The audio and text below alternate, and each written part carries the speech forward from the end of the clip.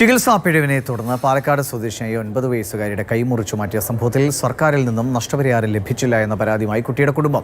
കുഞ്ഞിന് കൃത്രിമ കൈ വെച്ചുപിടിപ്പിക്കുന്ന കാര്യത്തിലും തീരുമാനമായില്ല എന്ന് അമ്മ പ്രസീത മാതൃഭൂമി ന്യൂസിനോട് പറഞ്ഞു. നഷ്ടപരിഹാരം അടക്കം നൽകണമെന്നാണ് കുടുംബത്തിന്റെ ആവശ്യം.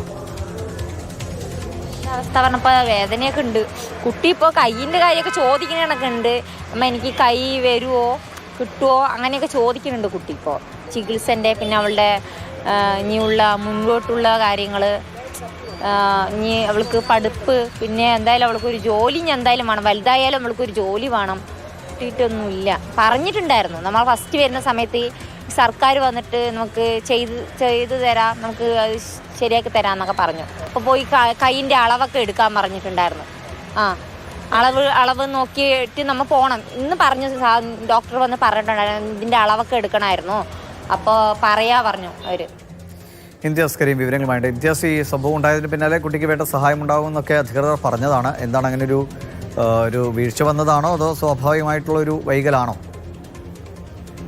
വീഷ്മണി, ആരോഗ്യമന്ത്രി വീണ ജോർജ് തന്നെ ഈ കുടുംബത്തെ ബന്ധപ്പെട്ട് ആവശ്യമായ സഹായങ്ങൾ ഉണ്ടാകും എന്ന കാര്യങ്ങളൊക്കെ ഉറപ്പ് നൽകിയിരുന്നു. എന്നാൽ സെപ്റ്റംബർ 24 കഴിഞ്ഞ ഇപ്പോൾ ഈ ഇത്രയും ദിവസം ഒരു മാസം പിന്നിട്ടിട്ടും വേണ്ട അത്ര സൗകര്യങ്ങൾ അതല്ലെങ്കിൽ വേണ്ട ചികിത്സാ സംവിധാനങ്ങളടക്കം ഈ കുടുംബത്തിന് ഇപ്പോഴും വേണ്ട രീതിയിൽ ഒരുക്കി നൽകിയിട്ടില്ല എന്ന പരാതിയാണ് അവർ ഉന്നയിക്കുന്നത്. നഷ്ടപരിഹാരം അവർക്ക് ലഭിക്കുമെന്ന് അവർ കരുതിയിരുന്നു. പക്ഷെ നഷ്ടപരിഹാരം ലഭിക്കുന്നതിനെ കുറിച്ചും ഒരു വിവരവും സർക്കാരിന്റെ ഭാഗത്തു നിന്നോ മെഡിക്കൽ കോളേജ് അധികൃതരുടെ ഭാഗത്തു നിന്നോ ഈ കുടുംബത്തിന് ലഭിച്ചിട്ടില്ല. മറ്റൊരു പ്രധാനപ്പെട്ട കാര്യം, ഈ കുട്ടിയുടെ കൈ മുറിച്ചു മാറ്റിയ വലതു കൈയിന്റെ ഭാഗത്ത് കൃത്രിമമായ കൈ ഘടിപ്പിക്കണം. എന്നാൽ അതുമായി ബന്ധപ്പെട്ട് എന്താണ് ചെയ്യേണ്ടത്, ഇനി തുടർ നടപടികൾ എന്താണ് എന്ന കാര്യത്തിലും ഒരു വ്യക്തതയില്ലാത്ത രൂപത്തിലാണ് ഇവരുടെ കാര്യങ്ങൾ ഉള്ളത്. ഈ കുട്ടിക്ക് കൈ മുറിച്ചു മാറ്റി അതിന്റെ ചികിത്സ മെഡിക്കൽ കോളേജിൽ തുടരുന്നുണ്ടെങ്കിലും വേദന പൂർണ്ണമായിട്ടും മാറിയിട്ടില്ല എന്ന് പറയുന്നു. ആ കുട്ടിയോട് തൽക്കാലം കൈ എന്താണ്, എന്റെ കൈ എവിടെയെന്നൊക്കെ ചോദിക്കുന്ന സമയത്ത് കൈ വരും, അത് ശരിയാക്കാമെന്ന രീതിയിൽ കുട്ടിയെ പറഞ്ഞ് സമാധാനിപ്പിച്ചിരിക്കുക എന്നതൊക്കെയാണ് ആ രക്ഷിതാവ് എന്തായാലും നമ്മളോട് പറഞ്ഞിരിക്കുന്നത്.